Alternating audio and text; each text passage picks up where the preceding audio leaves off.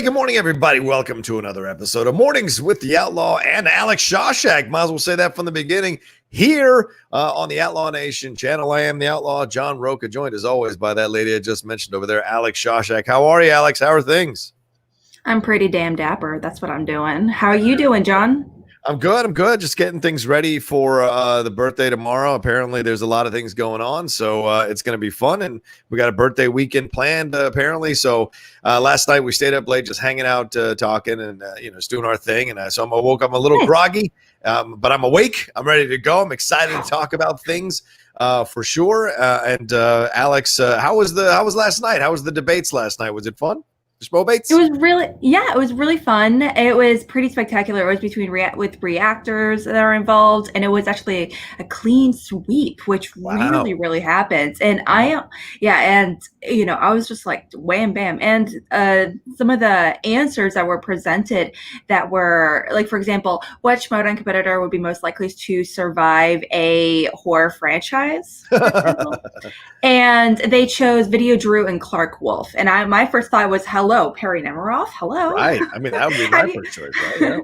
Yeah. So, they definitely had a little bit of uphill battle to climb for sure. You think, I don't know if Video Drew would survive a horror. Like, do you mean a horror actual scenario or a horror free-for-all? Oh, no, like a horror scenario, like a horror movie franchise. Yeah, no.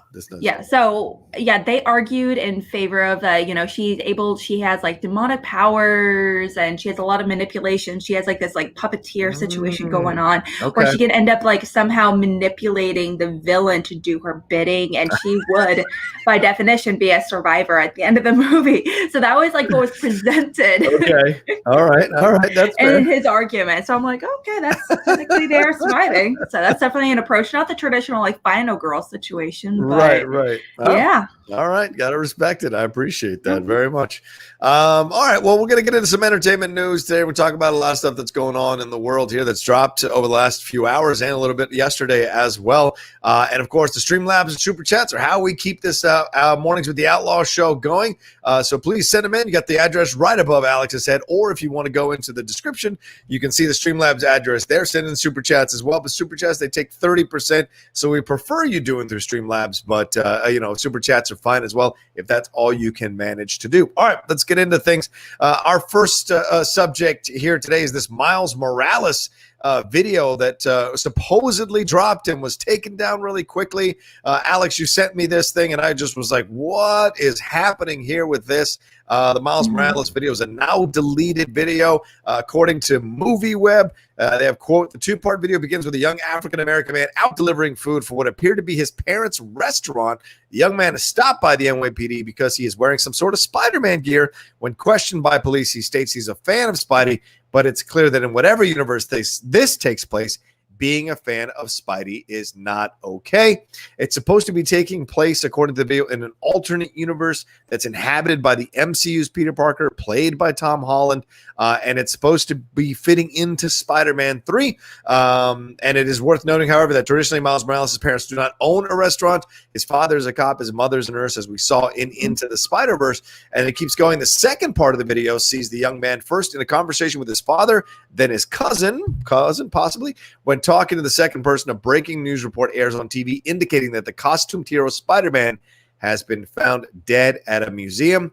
This is not the first time we've heard some rumors about Miles Morales being a part of Spider-Man 3 or possibly coming into a live-action version. Certainly, we had Donald Glover, who is essentially playing Miles Morales' uncle in that scene with Tom Holland, Spider-Man. We've seen, obviously, Miles Morales in Into the Spider-Verse, and Miles Morales will be part of the PS5 version of Spider-Man that's coming out as well. So certainly they're moving forward with this.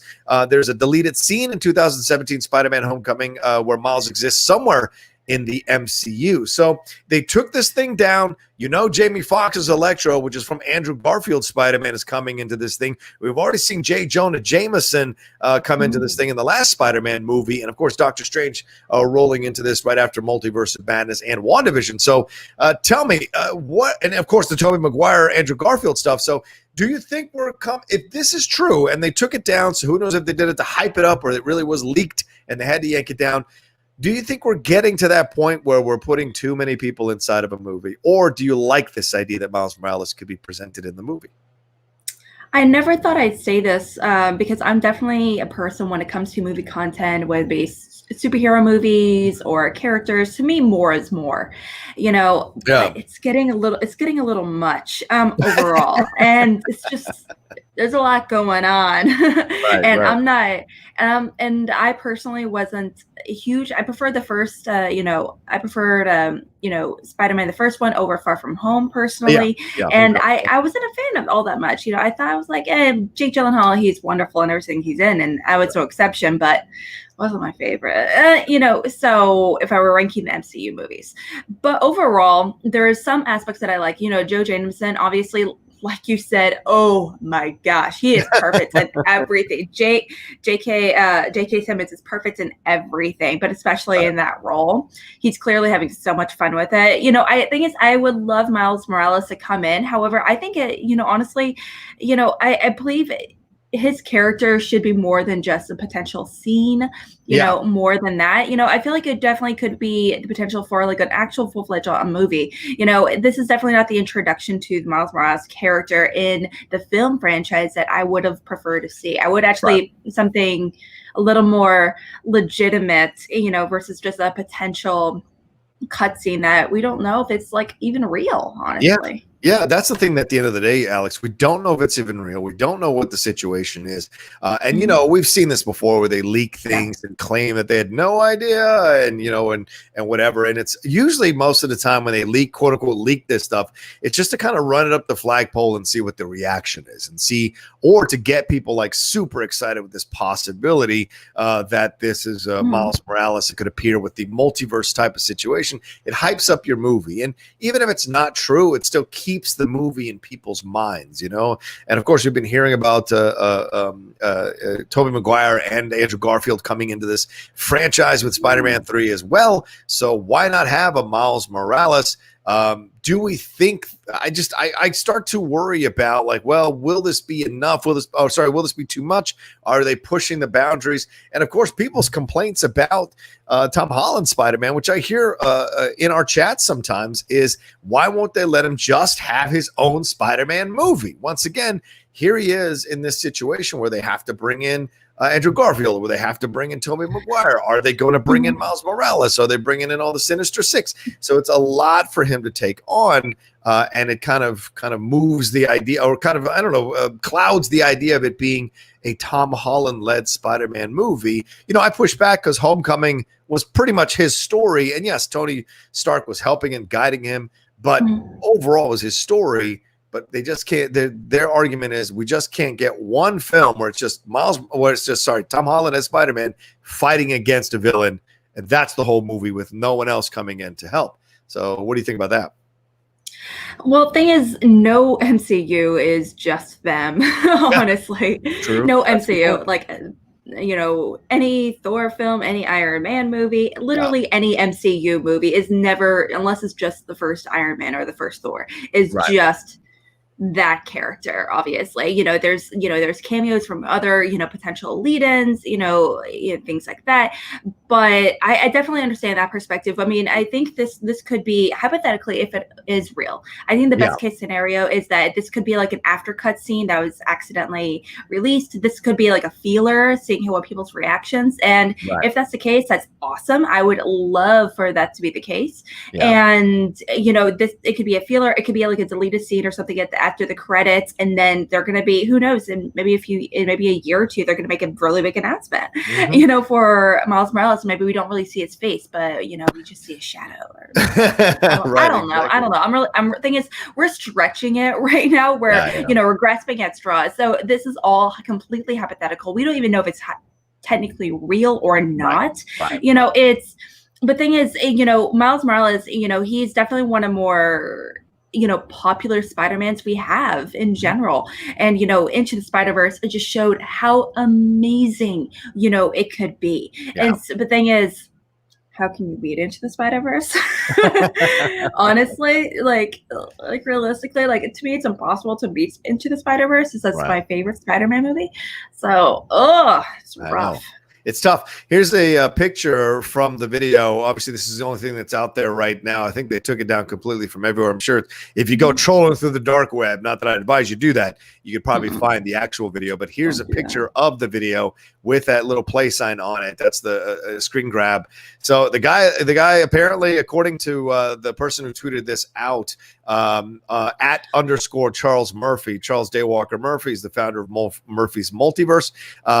This is the picture of an actor who's 22 years old, so a little bit younger than Tom Holland. And certainly you got the black and red combo here for Miles Morales. So could be very interesting to see if it's true. I like the look of this guy. It's a good looking Miles Morales, and it fits the vibe possibly of Spider-Man 3. So who knows? It could be fun. But I get worried, it's ironic because the Spider-Man 3 movie that Sam Raimi did was chock full of people, and it became too much and ended up becoming something that sank that franchise until the Andrew Garfield one came along. So to me, I get worried and concerned that we're putting too many things inside this. We're trying to launch too many things at once. And I worry how they're going to make that all work. Because don't forget, Morbius is doing his thing. Spider-Man is featured, not necessarily in it, possibly, but certainly featured on that wall painting from the trailer. And we got Michael Keaton being involved. So there's a lot going on that side. So you throw all this stuff into Spider-Man. So it's just a lot to think about. And I wonder if they'll get it right because it could be a lot of expectations. It's definitely very difficult, if not impossible, to get everyone on their side. Obviously, it's just impossible, especially when it comes to a comic book franchise, which people have such big opinions and hopes for. Obviously, we hope for every comic book movie to succeed. But also you can't forget that a lot of people had a lot of those same thoughts about Avengers. How are we going to highlight all these heroes to be amazing? Like, how can we make that succeed? And it did amazing. We haven't, sure, absolutely, you're completely justified with Spider-Man 3. Woof. That's rough. It's pretty bad. But also, I mean, there's a lot of not to mention this is also an MCU property. And so if they're gonna make a movie with a lot of villains like they have in the past with Avengers or Infinity War or heck, Thor Ragnarok, which had quite a few villainous characters. I do think the MCU is like definitely the people that I think can succeed with that. So that's why I'm a little more confident in the MCU taking on these more characters, a lot of these more villains and side characters as well. That's fair. That's fair. Lewis Cox says, good morning, John and Alex. Sent in a quick super chat. Thank you very much, Lewis Cox. From the UK. From the UK. Right on. Yeah, thanks for the pounds. Some pounds. Someone Xavier Whiteley says, take that hat off. No, I'm not. No, don't do it. No. Games this weekend. I'm not taking the hat off. Ben Rayner says, good morning, Rocha and Alex. Do you have an underrated movie score? One that's not talked about enough. For me, I feel like the score for Hook is extremely underrated. So is the Harry Potter score. Curious to hear your thoughts. I don't know if the Harry Potter score is necessarily underrated, Ben. I think people love the Harry Potter score and talk about it all the time. And certainly when I was working at the Harry Potter land for a couple of years, that score was constantly being played 24/7 at that land. Even when we closed the park, the score would keep going through the night. That's kind of how they did things. So I don't know but I hear you on Hook. Not a lot of people talk about the score from Hook, the Steven Spielberg movie. Well, what about you, Alex? Do you have an underrated score that you think deserves a little more attention? Yeah, I was doing a little bit of packing yesterday, and I was listening to one of my favorite scores of all time by Jan Tiersen. He's a French composer, and for the score to Amélie, the French movie with Audrey Tautou. Oh, it's so beautiful. I just listened to the entire thing on repeat. It's stunning. I love it. It's fair. Okay. It's so French. So French. So Francais. That's one of Kate Mulligan's favorite scores as well. She mentioned it actually, I think yesterday or Monday on SEN Live, that's one of those scores she comes back to all the time. She loves it madly. So you've got a kinship there with her on that. I would throw the Missions score in there. Ennio Morricone is known for so many films and scoring so many, but not too many people talk about the score for The Mission, which is one of these absolutely heartbreaking, tragic scores that immediately puts you in the vibe of loss. And it's so painful to listen to because it evokes it so well. Yet it's beautiful and haunting. So, I mean, I can't recommend it enough. Just listen to the suite, SUITE. Listen to the suite, and you'll get a vibe of what I'm talking about with that score. It's just incredible, incredible stuff. One of the rare scores that I actually bought as a CD, because I rarely buy scores, but it's one of those ones that I bought very young in my life as a CD because I had to have it, So let's see. Some people put in here, I love the Persona 5 original soundtrack. There's and the score from the video game Journey. No, I don't even know the video game name Journey. I don't even know what that moves or what that means, to be honest with you. So I have no idea. Andrew G says Hook is incredible. And there you go. All right. There we go. All right. Jim Williams score for Raw. Oh, I didn't see Raw. That horror film. Yes. Oh my gosh. Okay. Yo. Oh, I forgot about that. Oh, okay. Raw is fantastic. That score, I forgot about the score. That's a perfect example of a really, underused, under talked about, a score overall. As far as like horror movies goes, oh my gosh, you can really F up a movie, with score, but you can really you can add so much with a really great score in that movie. All right. I'll take your word for it. All right, there we go. Fury Road. Yeah, Fury Road's a great score as well. Thanks. Appreciate that, That's so a fantastic suggestion. All right, let's move on to our next subject here. Please keep sending in your Streamlabs and Super Chats as we go along here on the Mornings with the Outlaw show. What we have next for ourselves here is Raya and the Last Dragon trailer. My God, Alex, I got a chance to watch this, and we talked about it on the Geek Buddies yesterday because it had just dropped before we started doing the show. What a fantastic trailer. Really enjoyed the hell out of this thing.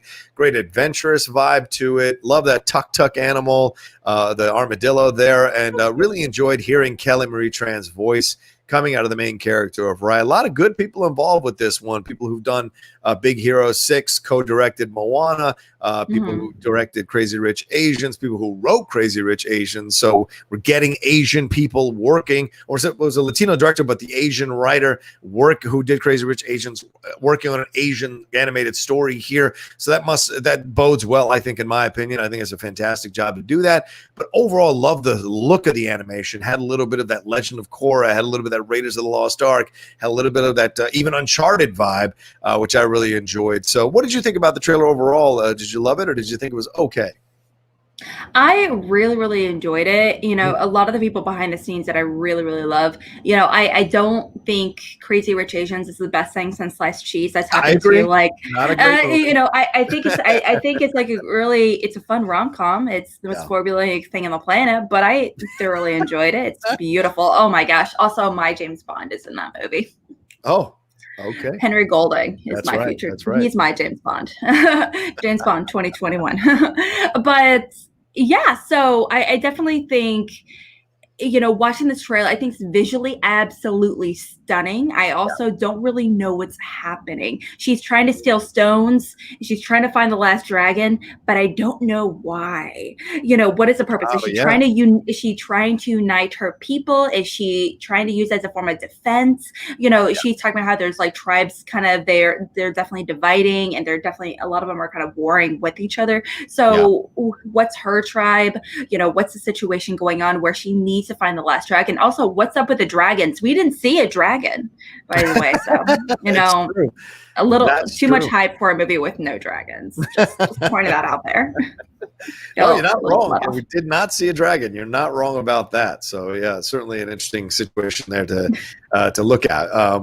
But I mean, the idea that she has to find the right dragon, or the last dragon rather, to save her country and bring it together, because it's a country that's been split up, and this is going to help that happen, I think is a very interesting thing to explore for sure in the film. I really enjoyed some of the music too. It was kind of nice to see that in the in the film as well. And this one is coming out next March, supposedly at this point is what they're saying. I mean, fingers crossed and all of that, but that's supposedly what they're saying. Do you believe it'll be coming out next March, or do you think it's like, we'll see what happens? It's all up in the air right now. Whenever I hear a release date, I'm like, that's a whatever date. That's not real. It's just like remember when the Batman trailer dropped and it said question. That's the release date for every single movie that's being released. Essentially, and just because this is a Disney animated feature does not mean that I can't say with total confidence, hey, they're dropping it on streaming. Hey, they're not. It's gonna be video on demand. It's gonna be Disney Plus, or heck, they are gonna save it for the big theaters. I don't know. So I have no confidence in release dates anymore. It's all flexible. Yeah, and not only did we not get a dragon, we also didn't see the villain that she's going to be fighting. Obviously, we saw her, progress in age in the trailer, and she's been training on her martial arts for all those years. So certainly that's going to come in handy for the things that she's going to do. So we shall see. I mean, the synopsis says, long ago in the fantasy world of Kumandra, humans and dragons lived together in harmony, but when an evil force threatened the land, the dragons sacrificed themselves to save humanity. So now, 500 years later, that same evil has returned, and it's up to a lone warrior, Raya, to track down the legendary last dragon to restore the fractured land and its divided people. However long her journey, she'll learn that it'll take more than a dragon to save the world. It's going to take trust and teamwork as well. So, I like that. It's a very positive message. It seems kind of sweet, so I'm down. Yeah, now that you kind of say it, kind of gives me some Studio Ghibli Valley of the Wind vibes, which I'm really, really into. Last soldier, woman training her entire life to save species, unite a land. Yeah, I'm into Studio Ghibli vibes. And now that you say it, I'm kind of liking this movie a little bit more. So thank you, Ron. Thank you for making that cohesive for me. I just like the vibe of it. There's apparently a leaked image of the dragon, but I don't know. Yeah, I don't want to put it up if I don't have verification of it. But I think it looks fantastic, and so it got me back in the mood of the idea of Disney's doing something new and interesting. So I'm down to see something like this from them. All right, let's take a look. See, we got any Streamlabs or Super Chats that have rolled through here? Nope, no Streamlabs or Super Chats yet. So let's move on to our next conversation here, and that is a conversation we're going to get into about the Joker for sure, and talking about the fact that the Joker is coming back to Zack Snyder's Justice League of all places. Jared Leto's Joker coming back here. I'm sorry. No, we got two Streamlabs that roll through. Let's do that first, and then we'll jump into that. Andrew G. donated. He said, do you think having a live-action Miles Morales would kind of take the spotlight away from the animated Miles Morales we've all come to love in Spider-Verse? Personally, I don't think we should get that until we've had quite a few more outings with Peter Parker in the MCU. Yeah, what do you think, Alex? Do you think it'll take away from the power of the Miles Morales character in the Spider-Verse movies? Because certainly he's coming back in the Spider-Verse movies in the sequel, and supposedly Spider-Gwen is going to come back as well. So what do you think about this? That's actually a really, really great point that I have not thought about. Thank you so much for bringing it up, Andrew. I really appreciate it. Agreed. Something that I also kind of think is, I do think it would take the spotlight away from Peter Parker, but I think that's almost low key kind of the point. This definitely isn't, meant to be as far as I know, this is not meant to be Miles Morales' character. Like I said, this could be very well like a thing after, like a scene after the credits kind of situation. So it wouldn't really take anything away at all. It could be just a brief half a second kind of situation. But also, it's something that's something that would be a little bothersome to me is that guy. I love him as Miles Morales. That's great and all, but he's supposed to be like he definitely looks older, or at least the same age as Tom Holland. Sure. And the whole dynamic and relationship between between Spider-Man, Peter Parker, and Miles Morales is that he's working with him, he's training him. Essentially, he's mentoring him, and so. You can mentor someone that's older, obviously. I mean, like not too many people are around that's going to be able to teach you to fling spider webs, at the same time, it would be a very different dynamic than we've seen in the past. So I think it's with two different versions of Miles Morales out there. I would definitely need them to be a very different interpretation of the character, in order to a lot of separation.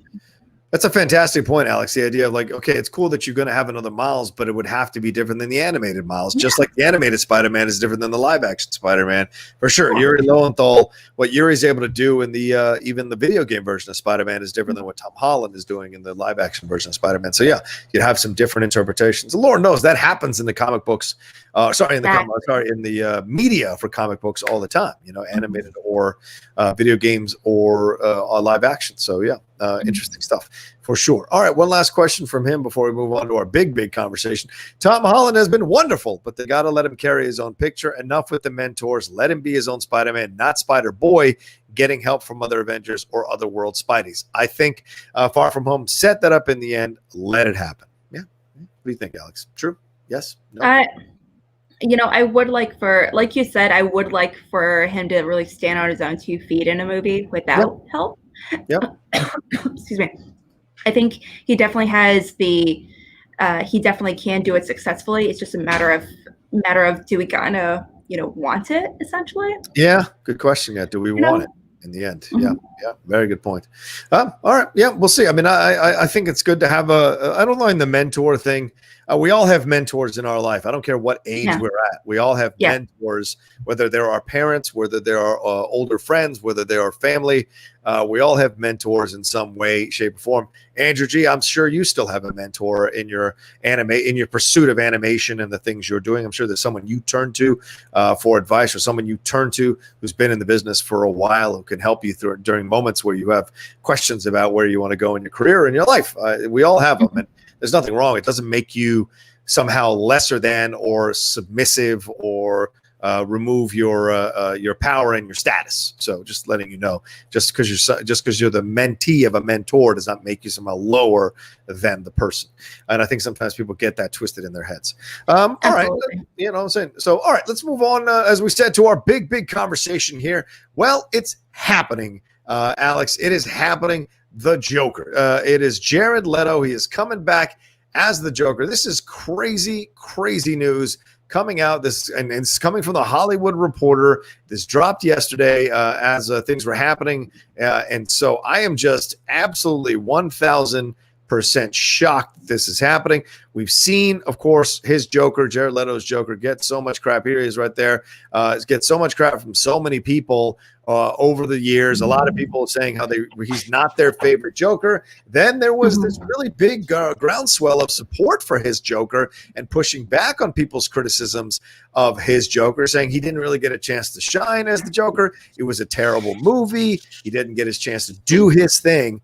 Well, now he's coming back apparently in Zack Snyder's Justice League, which of course is insane because they told us it was already shot and they just had to edit this thing together. Clearly, they are shooting new scenes, new action, new stuff completely for this 4-hour Justice League. Of course, it'll be 4 one-hour episodes, but 4 hours in essence of the Zack Snyder Justice League. So, A, tell me what your reaction was to this news, and B, do you want to see Jared Leto's Joker back? I created a list of pros and cons. Wow. So here we have some pros. Here we go. Some cons. Okay.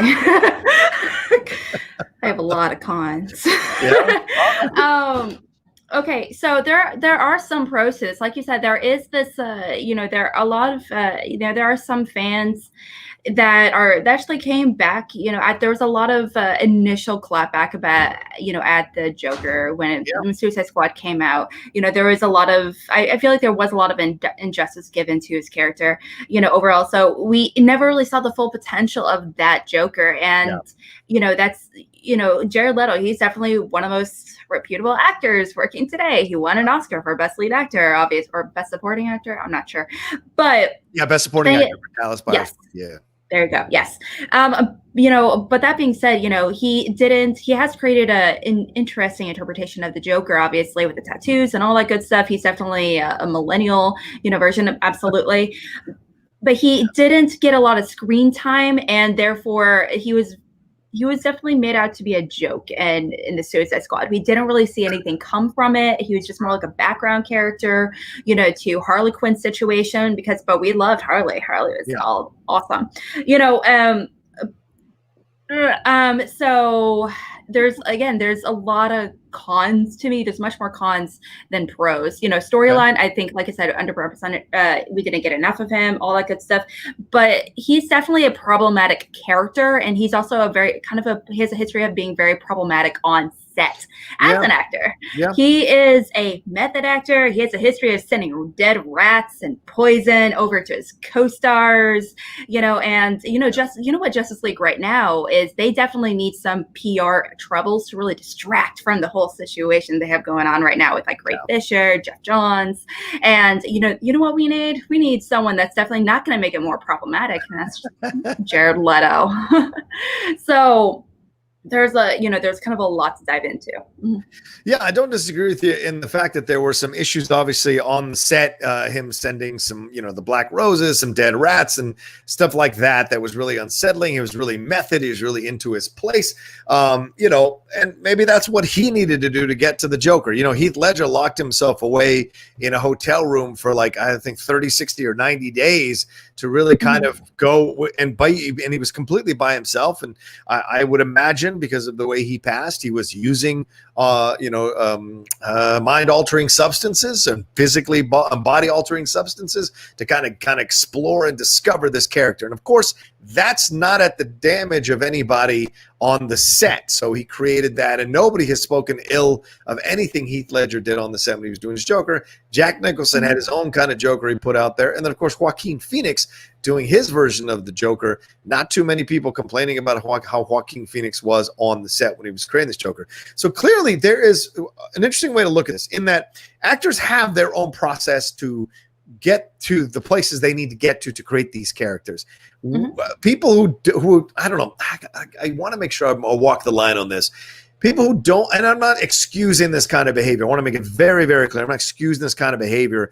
But I think we also have to know that this character is clearly something that taxes a lot of people. There is a pressure to create a good, incredible, great, unique version of this character.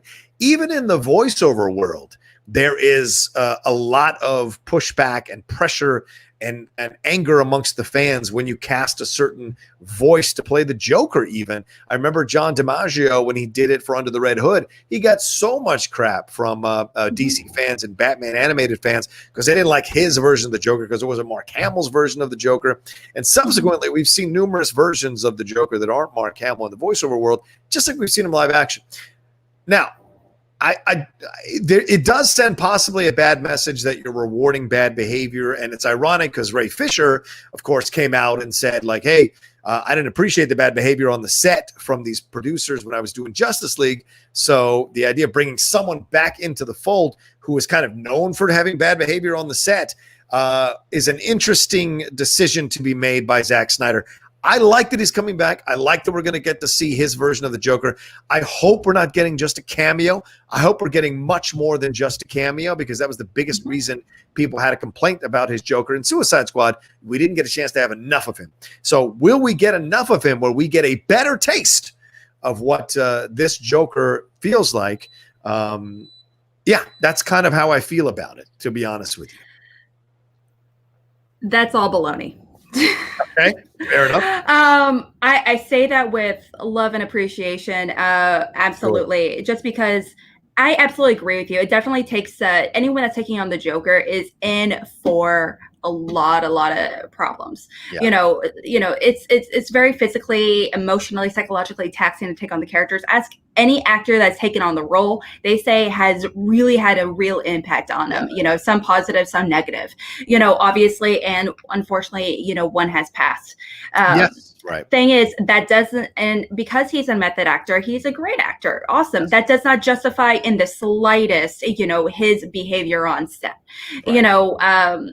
And I really don't care if it was all method acting. That's what he needed to do to get into the mindset. That is just horrible, toxic behavior to reinforce on set. So that really kind of makes me curious if they're gonna possibly allow this. What are his other demands? He's kind of an interesting guy. He is like low key having a cult in the middle of an island somewhere in like around Tahiti or something. Everyone's dressing in white. They're treating it like Coachella. It's a really he's looking like Jesus. It's just like a kind of a weird situation he's in. But yeah, the DCEU fans really have an interesting. From what I've read online, according to a bunch of different articles, according to the Hollywood Report as well as Variety, a lot of them mentioned that the love for Jared Leto's Joker came a little bit later after Suicide Squad. After it kind of found a little bit of its fandom a little bit later after it was out of theaters.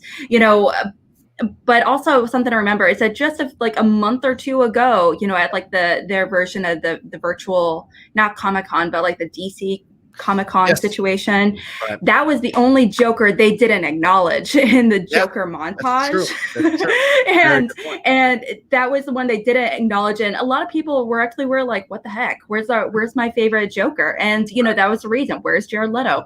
And so it's before they didn't acknowledge him, but now I am kind of curious. This is going to be a 4-parter film, so I do think that there is definitely room to include him, but I don't think it means that we should. There's a lot of other potential Batman villains that we could include. Heck, we can include Ivy, Bane, Deadshot. We can focus a little more on Lex Luthor, Solomon Grundy. Oh my gosh, Brainiac. Oh, you can go into Darkseid Cobra, the Queen of Fables. So good. But Laird has also mentioned how he hated a lot of the press and being a part of Suicide Squad after filming the movie, because after he saw it, he's like, am I even part of this movie? And he really disliked being part of it. So again, when in order to be brought back into this film miniseries, essentially, they must have had to not only pull a lot of strings, but they must have been like, hey, what do you want in order to come over to our thing? And he's like, I want everything. I want to be in full control. And I do not want him to be in full control. So it's definitely a weird situation that would require him to be comfortable enough to come back on set and promote this movie that he hated being a part of, essentially. Yeah, I mean, some of the things you touched on here, let's flesh them out a little bit more. Adam Beach, when he was being interviewed, who was like, 5 minutes of the movie, a Slipknot, he said in an interview, he sent, and that Jared Leto being the he sent Margot Robbie a nice love letter with a black box with a rat in it, a live rat. And then he sent bullets to Will Smith with a letter. The cast also received a video and a dead hog. And basically what he said was, guys, I can't be there, but I want you to know I'm doing my work as hard as you guys. And the video he showed is in character. It blew our minds away. Then we realized that day this is real. So maybe him sending this stuff was just his way of kind of being playful with the cast. And it sounds like it might have hit the wrong note, or might have not been that well received from people overall. So maybe that's not the biggest thing, the smartest avenue he could have explored or he could have taken to do this. So, I mean, I think that people make mistakes sometimes. He thought he was doing his own thing. And of course, there were rumors that he tried to get Todd Phillips's Joker crushed as well when he heard about it. Apparently, according to the Hollywood Reporter, he went and complained to his agents at CAA and also asked his music manager, Irving Azoff, to call the leader of Warren's parent company to complain about this, to try to get the Warner Brothers to kill the Todd Phillips Joker movie. And, I kind of get that, because you're like, I haven't got a chance to do it. Let me do it. Let me do a solo Joker movie. Because remember, they were talking about a Joker Harley Quinn movie. And of course, the beginning of Birds of Prey begins in essence with Harley Quinn bashing the Joker, bashing Jared Leto's Joker, breaking up, him breaking up with her, but her kind of getting upset about it and driving that truck in Axis chemicals. And the whole movie's about her getting past this relationship that she had with the Joker. So at times, Jared Leto has been the brunt and the butt of the jokes of a lot of people complaining about his version of the Joker. So Zack Snyder understands that. Zack Snyder's been there. Certainly, Zack Snyder's taken a lot of shit from critics, from pundits, from fans about his version of DC, his version of not the Justice League, but his version of Superman and Wonder Woman and Batman in his films that he was able to do. And, a lot of people, there's a number of people who don't like Man of Steel, even though there's a number of us who love it. There's a number of people who don't like Batman v Superman. Like, I don't like it, either the director's cut or the regular cut, but there are people who do like it. So I think Zack Snyder understands that, and bringing Jared Leto in to give him a chance to do a better job in a better situation might work out better for everyone.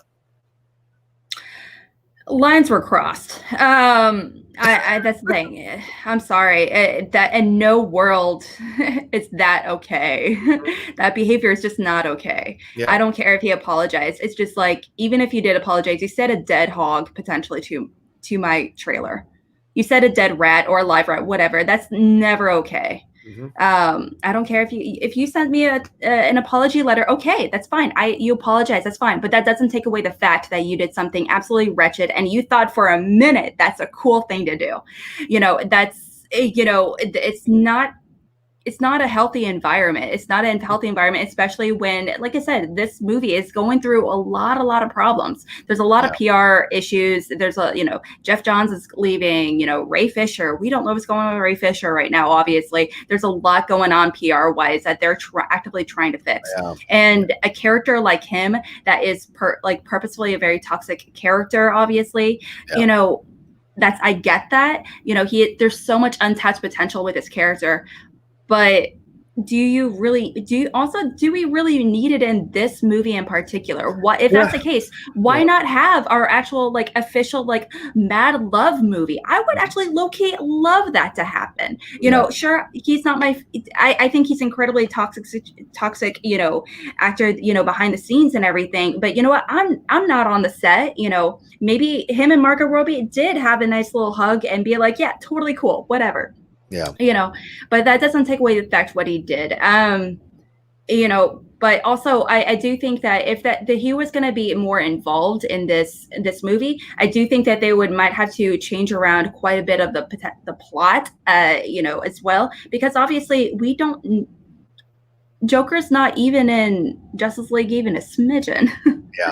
At all. So I am kind of curious. At all. It's not even an after credit scene or anything like that. So I'm kind of curious if they're going to go back and do a lot of reshoots potentially. What are they doing in order to? Because I know they were already doing reshoots for this before. We didn't know just the extent of it, obviously. But I feel like if they're going to be doing more reshoots to kind of add on to his potential character or his storyline, whatever it might be, that's. They're going to have to do some potential rewriting. They're probably going to have to push the release date. It's just getting more and more pricey. They haven't announced the release date yet, so I don't even know. I thought they said it's going to be in March. They said next year, but they didn't. That was the rumor that someone leaked it was going to be in March, but then they never confirmed it. But yeah. Okay, I stand corrected on that. Absolutely. You're right. So it's definitely, there's a lot of things that are changing. It just gets more and more expensive by the day. Another thing to think about here, and this is something that may bolster your case a little bit, Alex, is that in 2018, if you remember, Dylan Sprouse kind of called out Jared Leto and he actually tagged him on Twitter and said, at Jared Leto, now that you've slid into the DMs of every female model age 18 to 25, what would you say your success rate is? Obviously taking a shot at him. And then James Gunn, of all people, chimed in and said, he starts at 18 on the internet? So it basically implying that he has had, or there's been a history of him possibly, kind of hitting on underage women. I'm not saying that that's happened. I have no evidence of that happening. I'm saying this is what these tweets kind of implied. And of course, there were accusations of him grabbing a stripper's neck back in 2014. And in 2015, there was an article that compared Jared Leto to Bill Cosby, talking about how pushy he was, coercing people to do certain things. And we don't know the validity of some of, obviously, of this stuff because none of us were there. But these are accusations that have dogged him. And of course, people came back at James Gunn and said, wait a minute, You got a problem with this, but you had no problem with Bryan Singer trying to woo underage teenage boys. You got no problem with that, which kind of shut him up a little bit. And of course, James Gunn went through his own thing over the last couple of years and still came out the other side to be directing The Suicide Squad. So there's a lot of things here with Leto that in the last 5 years, you could argue are kind of troublesome and kind of unsettling. And of course, there have been a lot of people saying that, he'll never do it again. He'll never play Joker again. But of course, that's different now. Now it's happening, and now it's really going in motion.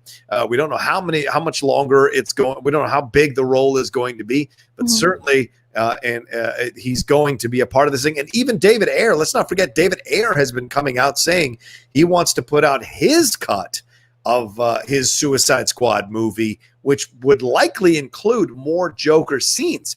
So maybe this is working in tandem together as well, that maybe this Ayer cut is going to come out sometime sooner than this Zack Snyder Justice League, and both of them are going to kind of work in conjunction to bring back Jared Leto's version of the Joker, or flesh it out, or give him more opportunity to be fully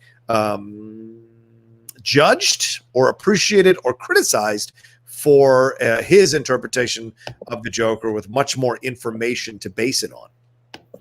Yeah, it's definitely kind of a weird situation. Absolutely. There's a lot of players that are involved. As we kind of open the box, it feels a little bit more like Pandora's box, essentially. Once we talk about Leto, there's suddenly James Gunn is in there, Dylan Sprouse, there's random strippers being involved, people are being choked. There's a lot of players involved, absolutely. And I feel like that whole Briar thing, that's a whole conversation right there. Right. Absolutely. But the thing is, it's a very toxic environment. That's my point. His relationship with models or whatever, if they're legal, that's his prerogative. That's, of course, that's all consensual and all that. Yeah, as long as it's legal, it's consensual. Good for him.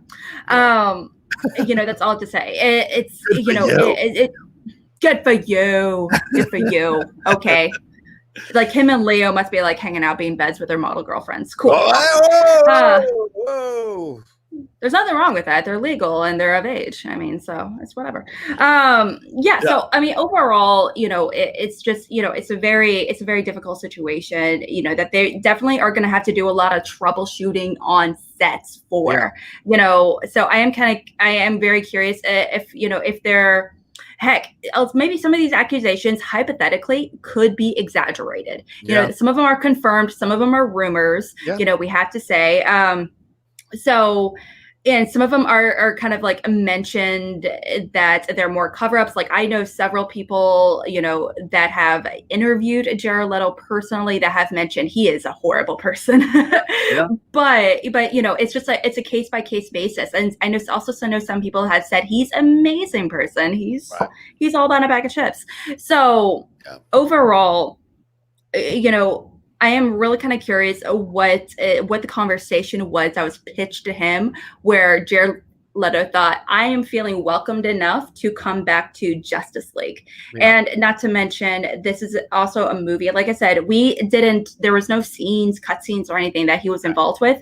What is a storyline for him to be involved? Because it's, sure it is. Great point. Superman was Superman. Also, he was dead for a part of like a quarter or maybe half of Justice League. Half at least. And but thing is, like during that time, there was a lot more emphasis on Batman kind of taking over that leadership role, obviously. So I wonder if that's the case. Maybe it's going to be a little bit more emphasis on Joker during that time when Batman's in the leadership role. But there's so many other villains. There are, but there's not so many other villains. There are, but I think when he's doing this, he just wants to slide someone into that already has name recognition and brand recognition. And of course, you say Joker, and people go, and I don't think if you say Mr. Freeze, people go, or Brainiac, or any of these other ones. Ivy? Mentioned, yeah. Are you kidding me? Oh, if you're gonna bring the animated one from frickin' Harley Quinn, yes, but not the Uma Thurman one. That was terrible. So you'd exactly. But you'd have to start over from scratch with a new actress and a new situation. Yes. And I think what Zack Snyder is trying to do is like this is already pre-done. Let me just bring that character in real quick so I don't have to take any time fleshing out their story or their history. I'm just going to shove them into this situation. I think that's the reason why. But outside of that, I 1000% agree with you, Alex. I think as we go forward with The Batman and wondering what Pattinson and the trilogy, if there's a trilogy that Matt Reeves is working on, I would love to see Ivy. I'd love to see all these other characters that you've mentioned, Solomon Grundy, Brainiac. That'd be great to see throughout that situation there on The Batman. But on this makes sense. Now, I know it's not the greatest thing, obviously, because there's some troublesome antics here, but this makes sense for me personally. But I understand if it's not your cup of tea, though. Totally. Well, that's the thing. We have had a fantastic, we have already had an Oscar-winning Joker movie. I feel kind of done a little bit, at least for a little while, with the Joker character. Let the Joker character take a breather and then have him come back. If this was like, give it another year or two, and then I could feel a little bit better about having another Joker movie. But our Batman movies have been Joker focused that it's just like we have so many other options but they're just like, nah, bro, Joker clearly makes money, and I feel like it's almost lazy, lazy filmmaking, honestly, just to be like, well, we already know people like it, I guess. So let's just bring that dude back in. It feels lazy that they don't want to explore another amazing, potential villainous character. I see your point. Absolutely. Totally respect that. All right. So guys, there's over 200 of y'all watching us like right now, but there's only 77 likes. Let's get those likes up there. Hit that thumbs up button. Move that mouse over there. Hit that thumbs up button. Give us a like. Get us over 200 likes as quickly as possible. If you're watching this later and you notice that it isn't over 200 likes, hit a like yourself and get us over 200 likes, and leave a comment down below as well. So many of you watched this show after we do it live, so please leave a comment, leave a like. Also, Cat's Paw, you're kind of pissing me off and I'm about to block you. You've already moved off 2 people who have come here every day to watch this show that we do the show. So you cut your antics out. I'm going to block you here in about 10 seconds if you don't calm your ass down. And I'm not joking. This is my show. This is our show. And I don't appreciate people coming in who are new causing bullshit in the chat. We understand each other? I will block you immediately if I see another one of your derogatory asshole comments in this chat. Just want to make it clear to you. All right, let's move on to some Streamlabs here real quick. Doug, the developer, said, is there a film that makes you emotional because the character reminds you of your parents when they were younger? For me, it's Rocky, because my dad was also very poor, was given his shot. It was hard to understand his English, and both were born in 1946. Wow. Yeah. What about you, Alex? Is there a film that makes you emotional because the character reminds you of your parents when they were younger? Yeah, absolutely. Call Me by Your Name. What I'd say. Oh, wow. Interesting. Yeah. My character? Well, both of them, honestly. I feel like everyone has had, a first love, especially, in high school, college, whatever the situation is, or maybe even beyond that, and, sometimes it's the first one, or if it's later, whatever it may be. But, I remember my parents having, a very similar conversation with me, when I was younger. It's similar to what Elio has with his dad, and and he's just like trying to deal with it, and I was like, oh, dad, I love you so much. I just want to tell you how much I love you, and happy Father's Day. So that's the movie where I see that, and I'm like, they don't look like my dad, like my parents at all, but they definitely, they remind me of my parents.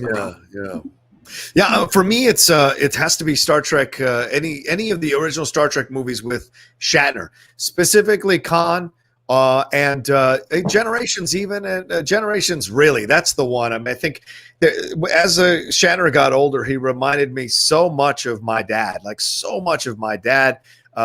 just a vibe that men of that age from that generation radiate, and so when he dies in Generations, I cry every time, because it reminds me of my own father who passed away, and it just breaks me, man, every single time. The way he speaks, the way he's handling things, the way he realizes he has a duty to do the right thing, even though it may not be the easiest thing. That has always been the thing that drives Captain Kirk, and that's always been my dad. My dad didn't always enjoy doing the right thing because it was tough. And sometimes people, turned away from him. Sometimes people stopped being friends with him, but he knew what the right thing to do was. And I always admired that about him, and it wasn't always easy for him. And so, but and this is why my compass goes in the direction that it does, whether it's right or wrong. I sense what I think is right and I do that. And he taught me that. And so when I see it in William Shatner, when I see it in Captain Kirk, it's incredible to watch. So I always get real emotional whenever I watch many of those shows, because I saw my dad,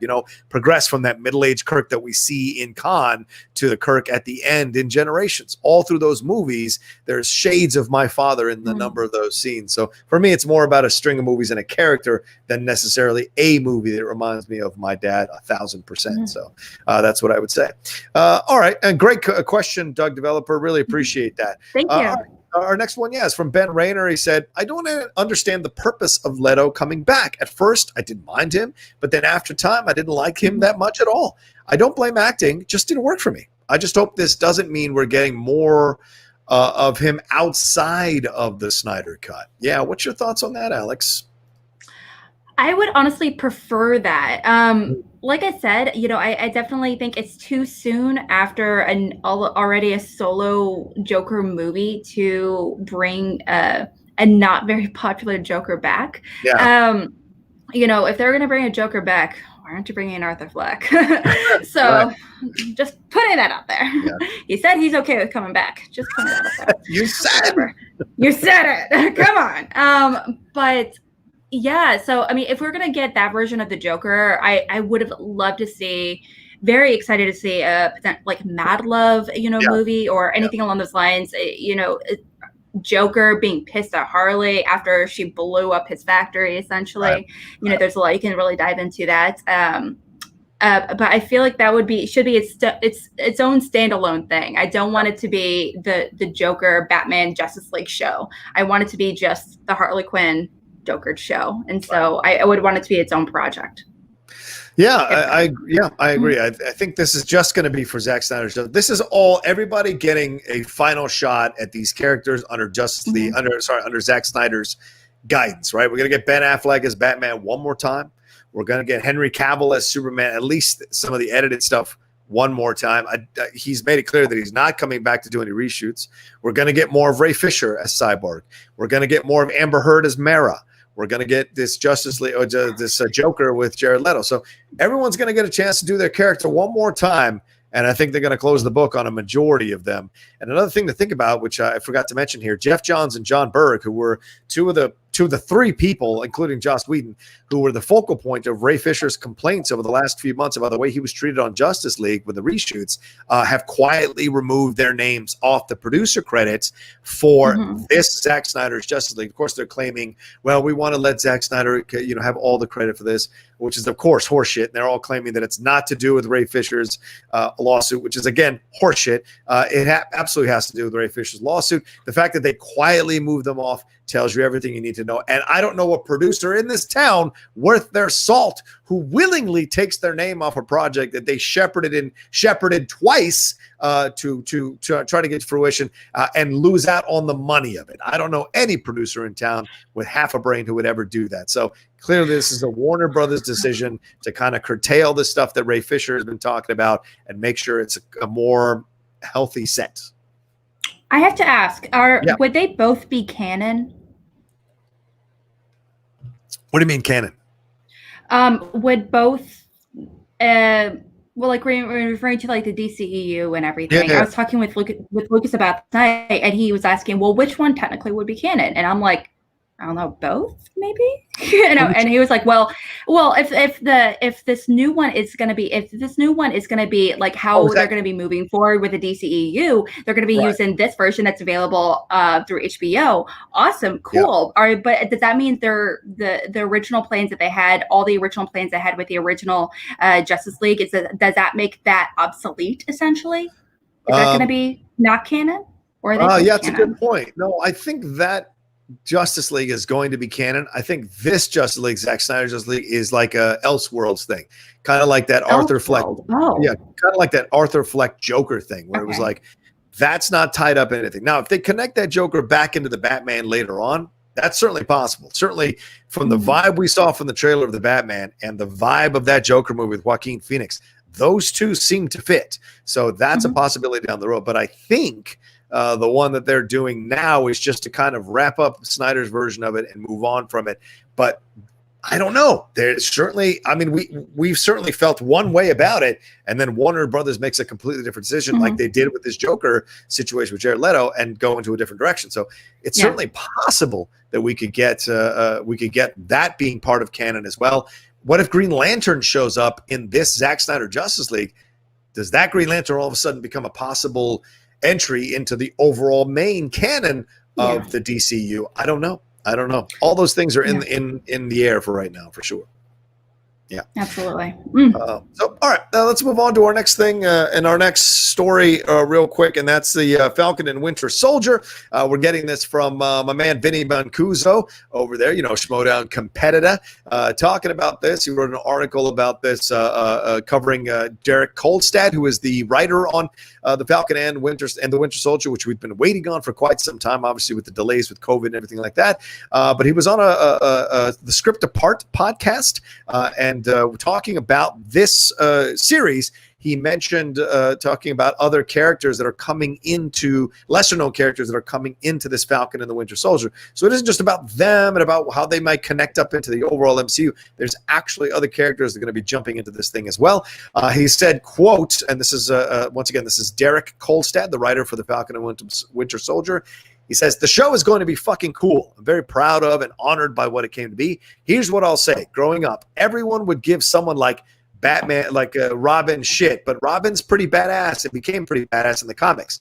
Taking secondary characters and putting them in the primary roles, and they're cooler, they're more interesting, there's more humanity, more longing, more suffering, and coming to grips with who and what they are. What I will say is that there are characters from the earliest Marvel movies that are coming back. We're layering them in and reinventing them in a way that's going to shift the storytelling structure. It's fucking awesome. So Vinny speculated, and in a very funny article, speculated that we see Trevor Slattery coming back, which is Ben Kingsley's actor character from Iron Man 3. Could we see the Howling Commandos come back, which is my choice, and Neil McDonough needing way more screen time than he got in that Captain America First Avenger movie. And could we see, then he goes, could we see the one guy who got caught playing Galaga in the Avengers, or Galaga, however you say it? That would be very funny. So certainly we're getting Anthony Mackie and Sebastian Stan. We're also going to get Daniel Bruhl back for sure. And so this is, who would you want to see, Alex, or are you excited by any of these choices here that Vinny proposed in this article about Falcon and Winter Soldier? Yeah, I honestly, my first thought when I read the article was like, a lot of the characters that he picked are like characters that I actually really enjoy. Yeah. I would actually like Ben Kingsley's character. There's a lot to dive into with his character. Okay, with the not the Mandalorian, the Mandarin. The Mandarin, right? Yeah. Yeah, the Mandalorian, tomato. You know what I'm talking about, guys. You know what I'm talking about. That's a crossover. Star Wars, MCU, same difference, right? Right. Just kidding. Yeah, so I mean, I definitely think this is all fantastic, and you're not kidding. Neil McDonough, he's so fantastic. He is by far, he's one of my favorite, like low key, one of my favorite parts of the First Avenger, and he did not get nearly enough screen time. So I would love to see that really be expanded on potentially. Yeah, me too. I would love to see. I mean, that's my choice. The Howling Commandos. That would be because I mean, they're such a big part of the Captain America story. I think they had their own series for a while in the comics for a long time. So, like, getting them to come back and be a part. Of course, these actors are all a little bit older than when they shot First Avenger, which I think is 2010. Maybe something like that when First Avenger came out. So, they're all a little bit, Neil McDonough is a little bit older, Derek Luke, all these really good character actors are a little bit older now. So I don't know if they'd come back or what version of them that would come back, or would they de-age them? I don't know. So it's called stunt doubles, my dude. Stunt doubles. Yeah, but there's still going to be a close-up on the face. So, we'll see. They're beautiful. They're beautiful. They're a beautiful group of people. Let me just point that out. They could 100% pull it off. Okay. All right. I like this idea. Justin Hammer coming back could be very, very interesting. The Sam Rockwell, Justin Hammer. I'd be down with that as well. Yes. And some people are mentioning Emily Van Camp's Sharon Carter / Agent 13. Yeah. I could see that absolutely coming back. MK Soundberg, what's up? Yeah. Yeah. Yep. Absolutely. Justin Turner says, I'm a newcomer, big fan of the show. Oh, Jalen Turner. Sorry. I'm a newcomer, big fan of the show. And what y'all have been doing, and a big fan of the Outlaw as far as these Marvel shows. I'm super excited for this one, but I'm dying to see where Loki went. Right. We haven't seen Loki and his contribution to all of this, but certainly I think they're keeping a low. I think they're keeping Loki low key in how they're going to bring him into this whole situation, because apparently he's going to be appearing in or touching or be a part of or in some way connected to all of these series. Loki is going to somehow be a part of WandaVision, a part of Falcon and Winter Soldier, and the other ones that they've got coming out. He's going to be a part of this thing. So I think that's why they're keeping everything down on Loki, because they don't want to reveal anything. If they show anything, it'll immediately give away too much. So I think that's why you're not seeing too much with Loki. So I'm excited about that for sure. What about you? What do you think? I'm kind of done with Loki personally. Oh, you are? I am. I feel so bad. Thing is, I love Loki. I do. This is kind of similar with the Joker character overall. Yeah. Loki, we've just had so much. He's not a villain anymore. He's a hero. He's an anti-hero. Let's be honest, guys. Yeah. It's definitely, he's definitely a character. I love Tom Hiddleston in the role. It's probably one of the best castings in the MCU, arguably. But I'm kind of done with it. He's been involved in so many movies, MCU movies, just by popular demand, essentially, and I kind of feel like we don't really need him anymore. Okay. So and we're getting a TV series, but I'm like, I don't need it, but whatever. Oh, we're getting a TV series, that's for sure. Yeah. There's been a teaser. There's been a teaser. It's happened. It's happening. True. Very true. Someone said granddad joke right there. It wasn't a granddad joke. I was saying. I loved it. I really loved it. That's all I'm saying. You're keeping it LK. But I appreciate a lot of people say, I like Jalen Turner's like, you lost me there. Sorry, Jalen. But yeah, I mean, there's a number of characters and actors from the earlier Marvel films. They don't necessarily have to be Captain America related to come back. So that's exciting. That it's a number of things that could happen here. And someone mentioned in the chat it obviously won't be the actual Howling Commandos, because of course those guys are in the 40s. But this could be the granddaughters and the grandsons of those Howling Commandos maybe coming together to be a new team in the present day. That could be fun. I'd be down with that and seeing how that pushes through. So we shall see. Zeno Hour agrees with you. Loki is not a top 5 MCU villain. He's not even the top 15. Wow. Hold the phone. Okay. Hold on, Zeno Hour. I definitely I respect that. Absolutely. I respect anyone has favorite, least favorite. He's definitely a top villain, just because that's the thing that MCU cannot do. They can't do villains worth heck. Yeah. We all know that, right, Rocha? Yeah. True. MC, that's one thing they can't do really effectively is villains, because they're all about the good guys. Yeah. Understandably. But if they're gonna dive into top villains, Loki is definitely in the top 5. Oh yeah, sure. I'm down with that. I'm just saying. Yeah.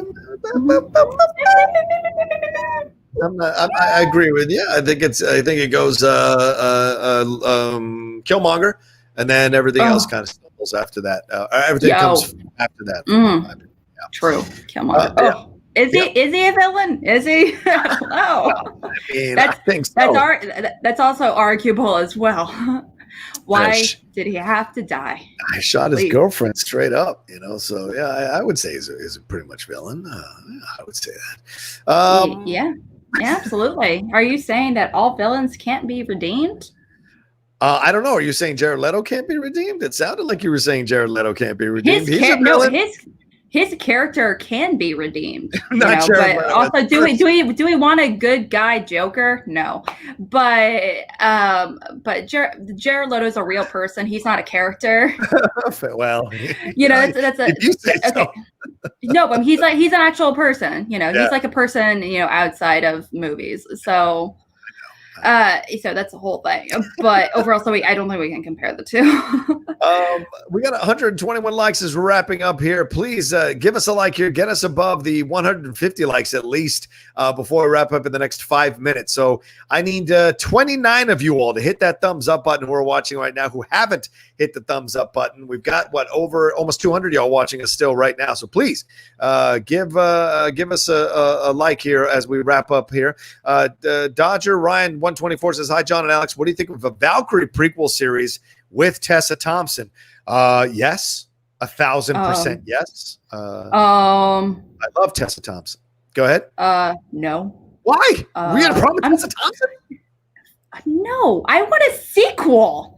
Dude, I want a sequel with Valkyrie. I want her own franchise. Okay. She doesn't need the MCU. The MCU needs her. Okay. She can spawn her own Star Wars situation. I am not gonna calm it down. Nobody went to see Men in Black. She hasn't shown that she can carry a movie by herself. What are you talking about? I'm talking about Valkyrie. You keep mixing up with the people. I'm talking about Valkyrie. I'm not talking about Tessa Thompson. Yeah, sure. That's a whole conversation of whether or not she can actually carry a franchise. Yeah. But Valkyrie itself, I think that character alone could 100% be a solo movie. It could be a whole thing. You can have I know they talked about how they wanted to do not like a Charlie's Angel situation, but Valkyrie, WandaVision. Oh yeah, the A-Force. And the A-Force situation. I know they talked about how they want to do that. I don't know if that's how along the lines that is, but I am totally down for that. I just want more Valkyrie and everything. I want Valkyrie to be the Deadpool of the MCU, just casually hanging out in the background, just being like, "Hey guys, I can do better." Walk away. I would have killed this villain 2 hours ago, but whatever. I get your point. I'd love to see a Valkyrie prequel if it's about all the Valkyrie. Then I'd like to see that because, of course, okay, you had a relationship. So if you do the prequel all the way to the point where Hela comes back, that makes sense to me. That would be fun to see the inner workings of the Valkyrie, and then it ends with them hearing Hela is coming, kind of like Apocalypto ended with them seeing the ships coming from Spain to essentially kill the Native Americans. So yeah, I'd be down with that, or from England, wherever they were coming from at the end of the movie there. So, all right, one last Streamlab here from Culture Turax. Says, just wanted to say hi. As for the other day, watch SEN Borat 2 episode about 1 hour and 27 minutes. Anyhow, just over a week till The Mandalorian. Can't wait. Be safe all. Well, thank you, Kaltor. Pretty kind of you. Yes, agreed. Thank you. Be safe. And yes, watch us yesterday on that Borat episode on SEN. That was some funny stuff here in Christian's version of Rudy Giuliani and all of that. Very funny stuff. And, of course, join them in about 15 minutes. They're going to go live in 15 minutes for that. Oh, Brian Brawler says, what do you think about Dum Dum Dugan being an LMD and the rest being the relatives of the rest of the Howling Commandos? Okay. What's LMD? Maybe lead Mad Dog? Is that right, LMD? I'm sorry. I don't know what that means. LMD. A life model decoy. So a fictional android appearing in American comic books published by Marvel Comics. Oh, so it would be an android. Okay. You know what? I'd be cool with that. Actually, a way to avoid doing any of the de-aging stuff is to make him an android, and he is in charge of them. Yeah, absolutely. That'd be cool. Yeah, Brian Brawler, I'm down. Yeah, life model decoy. I would absolutely love that idea. What about you, Alex? I definitely agree. I also don't think that the actors require anti-aging all that much because they are so attractive. Oh my gosh. Oh my God. They're so pretty. It's so pretty. It's so pretty. Those icy blues. Yo. Pretty. Those icy blues. He does have some spicy blues. All right, there we go. Let's wrap it up here. And remember, don't forget, SEN Live is at 10 a.m. Going over, hang out with that crew. I will be hosting SEN tomorrow for my birthday. I will be hosting it on my birthday tomorrow. So come and join me there at 10 a.m. PT as well. Alex, what have you got going on? Pitch everything you got rolling in your world. Next week, we are going to be on Cinema Bites. We're going to be diving into Texas Chainsaw Massacre. So I'm pretty excited. I saw this movie for the very first time this week, or was it last week? I'm not sure what is time. So we're going to be doing that here on Tuesday, and I have a lot of thoughts about the movie. I have a lot of thoughts. So I'm excited to dive into that with Video Drew. It starts at 10 o'clock on Tuesday, every single Tuesday. Also, next Thursday is actually going to be our Halloween episode of Schmobates. Yay! So definitely come check it out. It's going to be amazing. We have Warfather that's going to be going up against Adam Witt. So it's going to be a weird episode. It's going to be a fun episode. It's going to be weird AF. I don't think it's going to be funky. But yeah, so definitely come check us out with the Call to Action podcast as well. We're available anywhere podcasts are found. So we'd really appreciate it. There you go.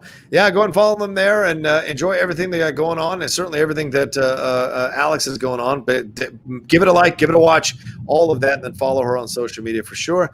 I didn't like being a part of the Call to Action debate. You don't need to put my match with Adam Collins as one of the best first round matches. I didn't choose it, dude. He TKO'd me, man. I didn't choose it. That was a shot at me, and I'm going to find out who suggested it. I'm going to break their legs. I'm going to break their legs. He chose it. Ferris chose it. Of course, Ferris did, because those sad fucks. I won't be on there. Let's get ready to talk podcast.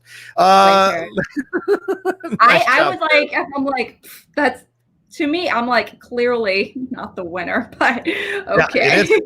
Did he sweep or did he lose? He swept. Wow, that's shocking. Yeah. That's shocking. Yeah. Maybe next time I'll take him on and destroy him on a debate. That'd be a lot of fun.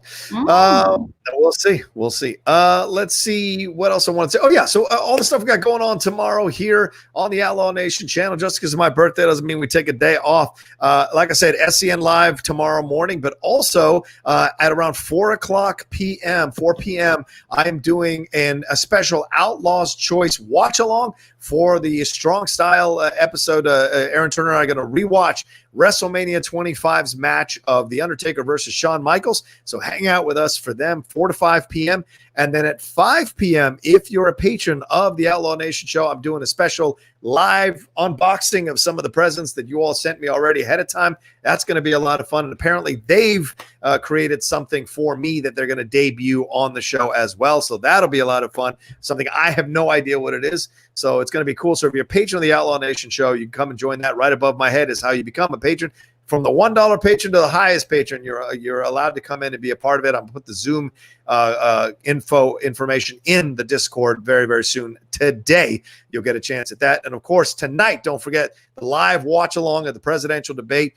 Me and Dorina Arellano and assorted guests will be stopping in to watch. It starts at 5:30 p.m. PT. To watch that watch along tonight. We've had some great responses from our watch along, so please look for that. Also, the Jedi Way.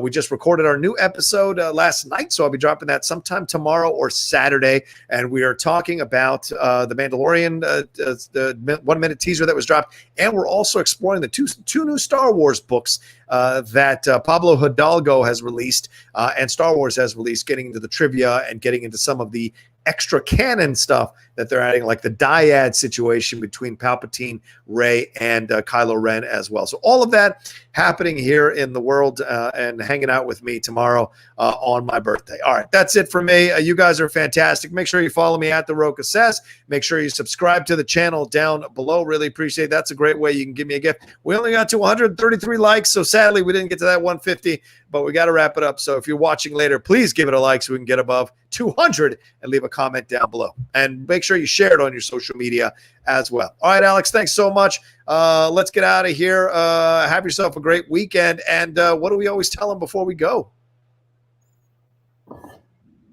Happy birthday. Oh, thank you. Wear a mask, guys. Even on your birthdays, wear a mask. Absolutely.